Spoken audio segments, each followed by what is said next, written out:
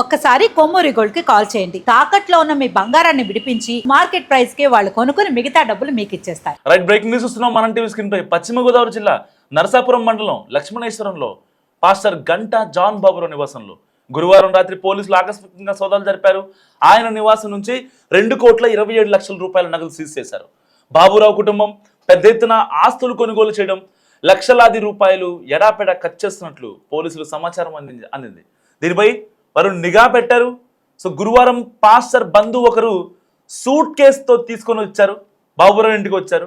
అదే సమయంలో పోలీసులు ఆకస్మికంగా దాడి చేశారు. సో అలాంటి సమయంలో ముందుగా సూట్ కేసులోని నగదుని స్వాధీనం చేసుకున్నారు పోలీసులు. అండ్ తర్వాత ఇంట్లో సోదాలు కూడా చేయగా మొత్తం 500 రూపాయల నోట్ల కట్టలు కనిపిస్తున్నాయి. మీరు మనం టీవీ స్క్రీన్ పై ఎక్స్క్లూజివ్గా విజువల్ చూస్తున్నారు. పట్టుకోవడానికి చేతులు సరిపోవట్లేదు. ఆ సూట్ కేసులు సర్దామంటే డబ్బులు సరిపోవట్లేదు. సో మొత్తం లిక్విడ్ క్యాషే. హైదరాబాద్ నుంచి ఆ లిక్విడ్ క్యాష్ ఈ లక్ష్మణేశ్వరం అనే గ్రామానికి చేరింది. నరసాపురం మండలం 500 రూపాయల నోట్ల కట్టలు వెలుగు చూస్తున్నాయి పాస్టర్ ఇంట్లో. సో పాస్టర్ కుటుంబ సభ్యుల్ని విచారించగా వాళ్ళు చెప్పేది సో అంత పొంతం లేని సమాచారం చెప్తున్నారు.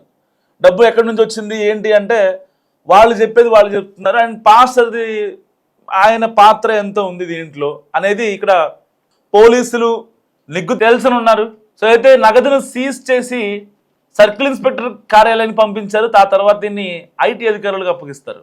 సో సీజ్ చేసిన సొమ్మును ఐటీ అధికారులకు అప్పగిస్తారు మరి కాసేపట్లో. అసలు ఒక నార్మల్ పాస్టర్ ఇంట్లో అంత పెద్ద ఎత్తున అసలు ఎలా జరిగింది? దాదాపుగా 2,27,00,000. అదంతా అనధికారికంగా ఉంది. నార్మల్గా ఒక పాస్టర్ ఇంట్లో 1,00,000 రూపాయలు 2 లక్షలు దొరికాయంటే సరే ఫైన్, వాళ్ళ కుటుంబ అవసరాలకి లేకపోతే వాళ్ళ పిల్లల చదువులకి ఇంట్లో కొన్ని థింగ్స్ ఉంటాయి, వాటి కోసం అనుకోవచ్చు. కానీ అసలు లెక్కకు మించని డబ్బు ఆ పాస్టర్ ఇంట్లో వెలుగు చూసింది. అసలు ఏం జరుగుతుంది? గంటా జాన్ బాబురావు ఇంట్లో ఆకస్మికంగా పోలీసులు తనిఖీ చేసి ఒకసారి షాక్ అయ్యారు పోలీసులు.